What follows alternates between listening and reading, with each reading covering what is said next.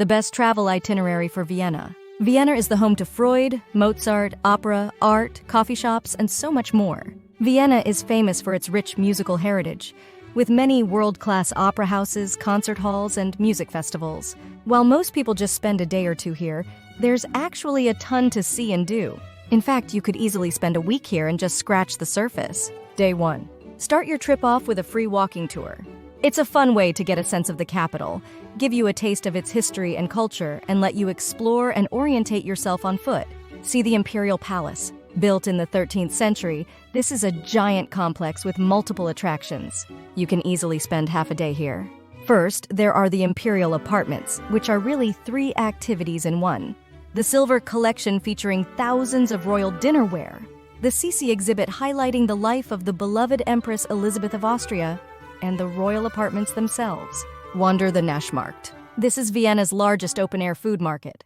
It's been operating for hundreds of years, as far back as the 16th century, and has a variety of restaurants, street stalls, and grocers. Day 2. Explore the Museumsquartier. Once the Imperial Stables, the Museumsquartier is now home to several different museums, including the Leopold Museum for Art Nouveau and Expressionism, Kunsthalle Wien, an exhibition center with rotating exhibitions, and the Museum of Modern Art, which has the largest collection of modern art in Central Europe. The Museumsquartier is also home to a number of festivals throughout the year.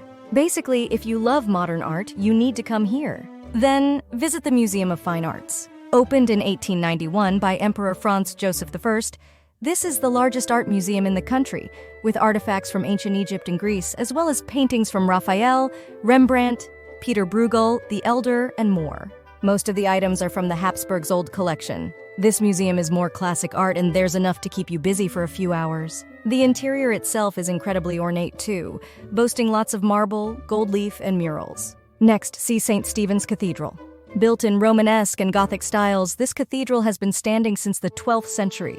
Inside, you'll find an ornately decorated church with high archways, vaulted ceilings, and a plethora of statues and religious paintings. Additionally, there are 2 beautiful altars, the High Altar, built in the 1640s, and the Wiener Neustadt Altar, commissioned in 1447. Day 3. Go to the House of Music. This small but fascinating museum features exhibits of some of the world's most well-known Austrian composers such as Mozart, Schubert, Strauss, and Schoenberg. Opened in 2000, they also have exhibits on world music, including versions of some of humans' first instruments. You can also view original manuscripts and artifacts, and there's also a virtual stage where you can conduct your own symphony. It's fun, interactive, and educational. Admire the Schönbrunn Palace. This palace started off as a hunting lodge in 1696 before becoming the summer residence of the Habsburgs.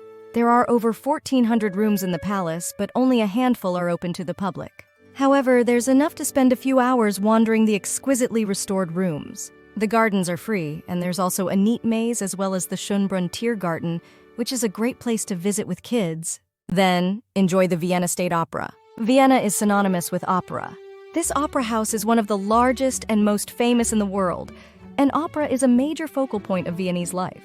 Completed in 1869, it has over 1,700 seats. Day 4. Visit Belvedere Palace. The Belvedere is home to an incredible art collection with works by Renoir, Monet, and Van Gogh, among others. It also has a large portrait collection. The palace has a permanent collection at the Upper Belvedere, while special exhibitions are held at the Lower Belvedere. Visit the Natural History Museum.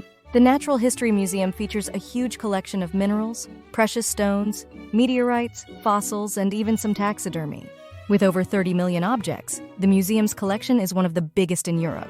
The museum also has a digital planetarium where you can watch movies about the Earth and its development. Day 5.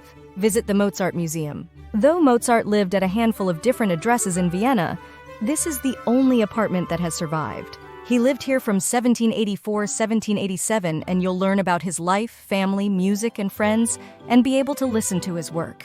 The museum was opened in 1941 for the 150th anniversary of Mozart's death.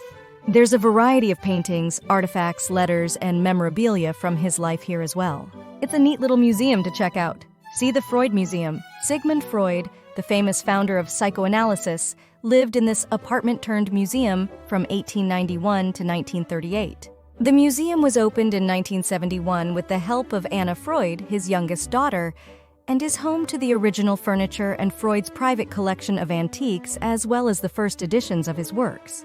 There are also films from his private life. It's small and only takes about an hour to visit. Visit the Albertina. The Albertina is one of the best museums in the city. It's housed in one of the old private residence wings of the Imperial Palace. It's most famous for its print collection, which is comprised of over 1 million prints and 6,000 drawings. However, they have a lot of temporary exhibits that rotate through here too. Now you know all the best places to visit in Vienna. Enjoy your time in Vienna. Thanks for watching.